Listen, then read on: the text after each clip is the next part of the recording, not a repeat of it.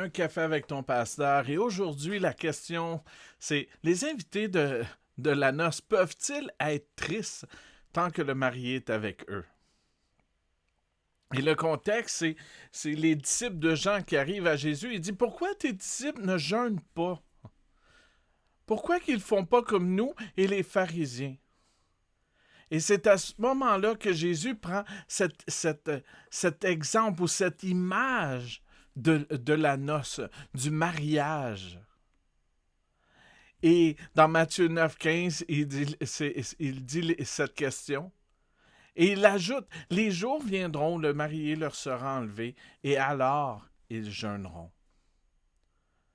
Aujourd'hui, cette question nous emmène à la célébration de cette relation d'amour et du règne éternel de Jésus. Donc, premièrement, c'est un temps de célébration. Lorsque nous rencontrons Jésus, c'est l'éveil à la joie, à la fête.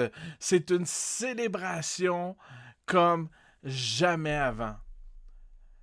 Je me souviens du jour où j'ai dit oui à l'invitation de Jésus.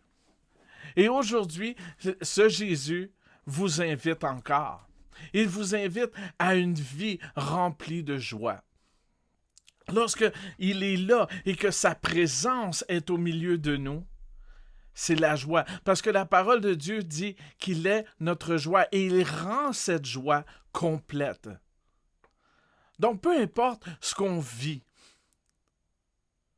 on est toujours, on peut être toujours joyeux. Donc, la deuxième chose que Jésus est en train de dire, c'est en prenant l'image du mariage, on parle d'une union d'amour.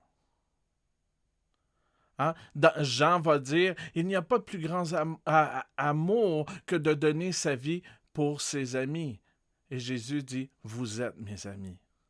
C'est une union d'amour. Jésus a démontré son amour. Il a expérimenté l'amour. Et cet amour fut démontré à la croix. Alors qu'il est mort pour nous, alors qu'il a été rançon pour nous, il rendait possible cette réconciliation avec le Père.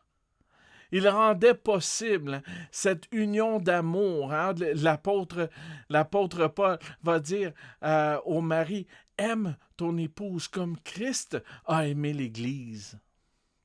Il prend encore cette image d'amour entre Jésus et l'Église. Et cet amour, ça a été un amour sacrifice. Il a tout donné pour qu'on soit avec lui. C'est une union d'amour.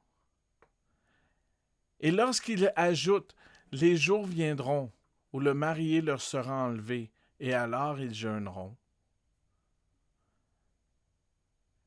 C'est la croix. Lorsque Jésus meurt à la croix, c'est le temps de jeûner, c'est le temps de prendre ce temps spirituel où on veut connecter avec lui. C'est pas le même jeûne qu'on voyait dans l'Ancien Testament. Le jeûne aujourd'hui, il est là parce qu'on veut prendre toutes les distractions de notre vie, les mettre de côté, toutes nos activités, et de dire, je veux connecter avec ce Jésus rempli d'amour pour moi. Donc, c'est cela. Et en même temps, c'est la préparation à un règne éternel. Lorsque Jésus est mort sur la croix, il est mort, il a été rançon pour nous. Comme j'ai dit tout à l'heure, il nous réconcilie avec le Père. Il nous aime comme un époux aime son épouse. Et il prépare un règne éternel où ce que le royaume de Dieu devient à nous qui ont dit oui à cette invitation. Le royaume de Dieu devient pour nous une maison. Une maison. Et Jésus dit, je vais vous préparer une place.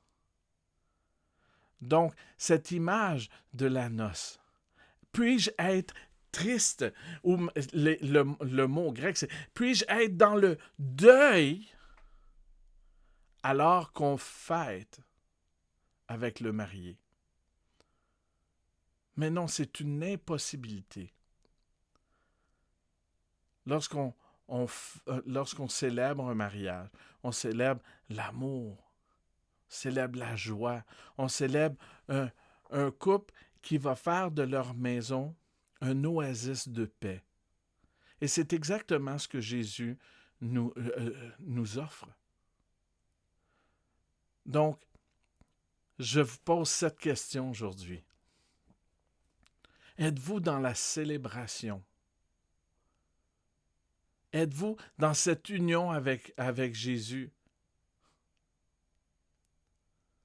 Et est-ce que vous savez qu'il vous prépare une place? Si tu me dis, non, je ne connais pas Jésus aujourd'hui, je t'invite à faire cette prière avec moi et d'inviter Jésus à être, euh, un avec toi, comme il est un avec le Père. Donc, répète après moi, Seigneur Jésus, viens dans ma vie. Je veux cette joie complète. Je veux cette union d'amour. Et je sais que parce que tu as pardonné mes péchés et maintenant je vis à cause de la résurrection, tu me fais revivre, tu me fais naître de nouveau. Et maintenant, je sais qu'il y a une place préparée pour moi dans ton royaume. Amen. Si tu as fait cette prière, tu es un enfant de Dieu. Maintenant, je vais t'inviter à, si tu as fait cette prière, écrivez-nous. Donc, écris-moi à info@toneglise.com. Ton pasteur aimerait entendre parler de toi. Donc, sur ce, merci d'avoir pris un café avec ton pasteur et reste béni.